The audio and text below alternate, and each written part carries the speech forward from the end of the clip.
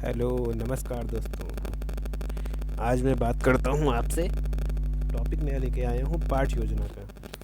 आप सभी लोग बीटीसी और बीएड की कक्षाओं में जब तीसरे और चौथे सेमेस्टर में पहुँचते होंगे तो आपको पाठ योजना बनाने के लिए कहा जाता होगा। तो आज हम इतिहास की पाठ योजना को देखेंगे और आज का हमारा जो प्रकरण है वो है सम्राट अशोक, जैसे कि आप यहाँ पर स्क्रीन में देख पा रहे हैं।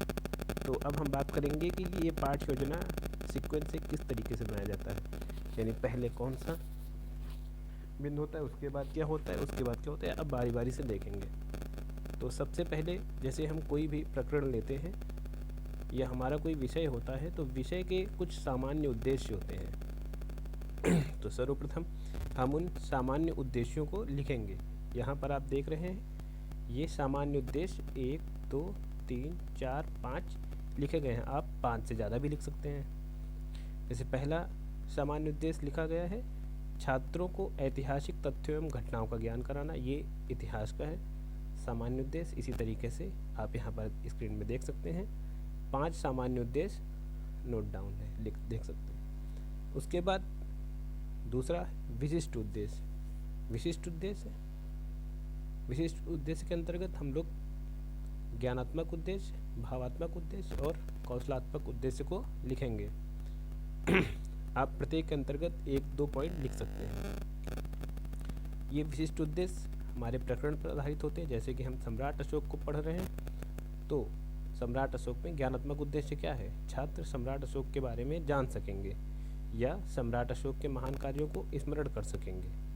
और इसी सम्राट अशोक जो प्रकरण है इसी का भावात्मक उद्देश्य है और इसी का आगे आप कौशलात्मक उद्देश्य देख पा रहे हैं। तीसरी हेडिंग होगी हमारी पूर्व ज्ञान, यानी आप जो लेसन पढ़ाने जा रहे हैं तो बच्चे पूर्व में भी कोई ज्ञान रखते होंगे। जैसे यहाँ पर लिखा है छात्र सम्राट अशोक के विषय में सामान्य जानकारी रखते हैं। ठीक है, आगे बढ़ते हैं। अब बात करते हैं सहायक सामग्री। सहायक सामग्री में आप जो भी सामग्री का यूज़ कर रहे हैं, चौक, डस्टर, लपेट श्यामपट, और जैसे उस समय सम्राट अशोक के शासनकाल में जो भी तत्कालीन भारतीय मानचित्र लगा वो, और कक्षा उपयोगी सामग्री जो भी है वो आप यहाँ पर सहायक सामग्री के अंतर्गत लिख सकते हैं। उसके बाद अगली हेडिंग आती है प्रस्तावना प्रश्न की। प्रस्तावना प्रश्न क्या है और इनको कैसे बनाएंगे, अब हम बात करते हैं। तो प्रस्तावना प्रश्न के अंतर्गत 3 कॉलम बनाएंगे। पहले में क्रम संख्या, दूसरे में छात्र अध्यापक क्रिया जो कि आप करेंगे, और तीसरा है छात्र क्रिया जो छात्रों के द्वारा क्रिया की जाएगी। तो इसमें 1, 2, 3, 4 ऐसे बिंदु हैं, आप 4 से ज़्यादा भी कर सकते हैं। तो प्रस्तावना प्रश्न कैसे बनाए जाते हैं इसकी बात करते हैं। तो आप ध्यान दीजिएगा, जैसे कि हमें सम्राट अशोक पढ़ाना है तो हम क्या करेंगे, ये प्रस्तावना प्रश्न नीचे से बनाएंगे, यानी हमारा जो उत्तर यहाँ पर प्राप्त होना चाहिए वो सम्राट अशोक प्राप्त होना चाहिए। तो जैसे कि इसमें बनाया गया है, चौथा बिंदु है नोट के कोनों में जो 4 सिंह का चिन्ह है उसे क्या कहते हैं। या तो बच्चे बता देंगे अशोक स्तंभ या तो नहीं बता पाएंगे। उसके बाद आप शुरुआत करेंगे उद्देश्य कथन बोलकर कि छात्रों आज हम सब सम्राट अशोक के विषय में विस्तार से अध्ययन करेंगे। आप यहाँ पर देख पा रहे होंगे प्रस्तावना प्रश्न पहला जो बनाया गया है वो है कुछ जंगली जानवरों के नाम बताओ। तो बच्चे बताएंगे बाघ, हाथी, चीता, तेंदुआ और भी जो बताएंगे। बाघ तो यकीनन कोई ना कोई बच्चा बताएगा ही। उसके बाद दूसरा प्रस्तावना प्रश्न बनेगा बाघ किस देश का राष्ट्रीय पशु है। यकीनन सारे बच्चे कक्षा 7 के हैं तो बता ले जाएंगे कि हमारा देश भारत। फिर आप उनसे कहोगे कि अभी हाल ही में भारत में नोटबंदी हुई है और एक नई नोट प्रचलित हुई है, वो कौन सी नोट है। तो बच्चे बता देंगे कि 2000 का नोट है। फिर आप पूछोगे इसी 2000 के नोट में नोट के कोने में जो 4 चिन्ह हैं, 4 सिंह के चिन्ह हैं, उस चिन्ह को क्या कहते हैं। तो बच्चे अगर अशोक स्तंभ बता ले जाते हैं तो ठीक है, नहीं बता पाते हैं तो हम अपना उद्देश्य कथन कहेंगे, छात्रों आज हम सब सम्राट अशोक के विषय में विस्तार से अध्ययन करेंगे। तो आप समझ गए हैं कि प्रस्तावना प्रश्न कैसे बनाया जाता है। उसके बाद हम जो पढ़ाएंगे उसकी प्रस्तुतिकरण करेंगे। आगे देखते हैं।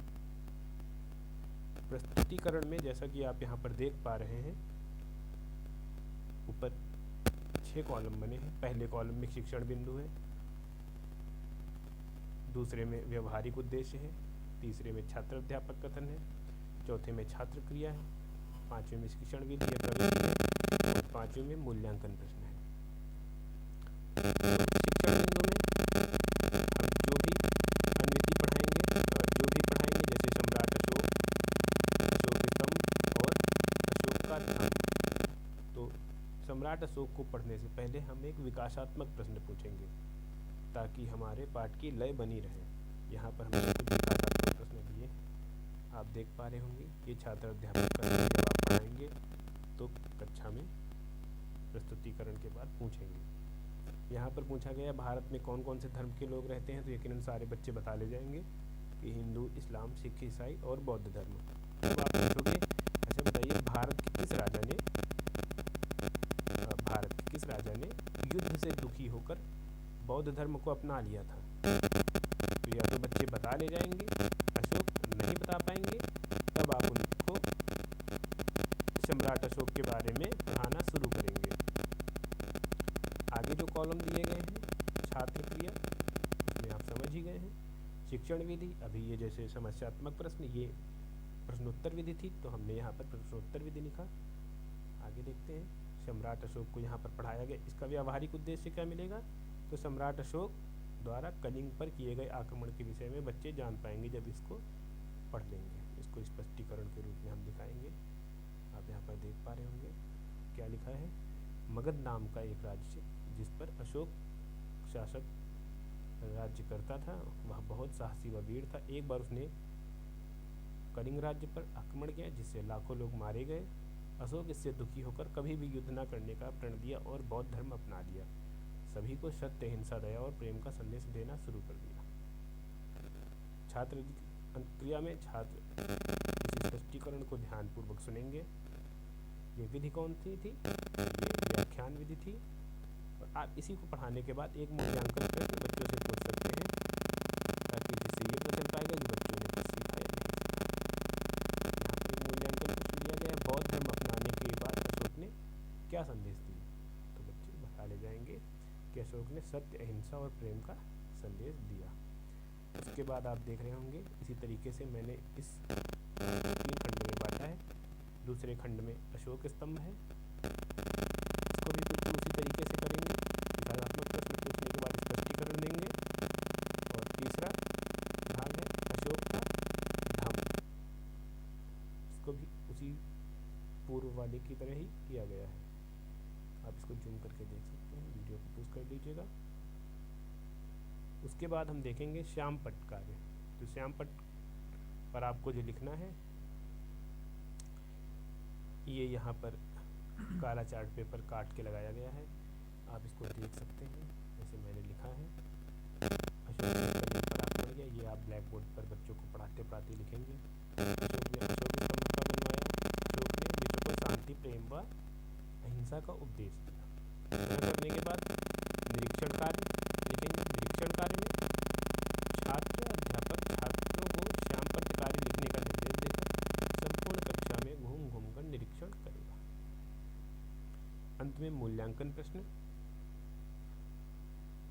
अशोक किस राज्य का राजा था, दूसरा प्रश्न सम्राट अशोक ने कौन सा धर्म अपनाया, इसी तरह तीसरा प्रश्न अशोक ने क्या प्रण दिया, और चौथा प्रश्न है अशोक को महान सम्राट क्यों कहा गया है।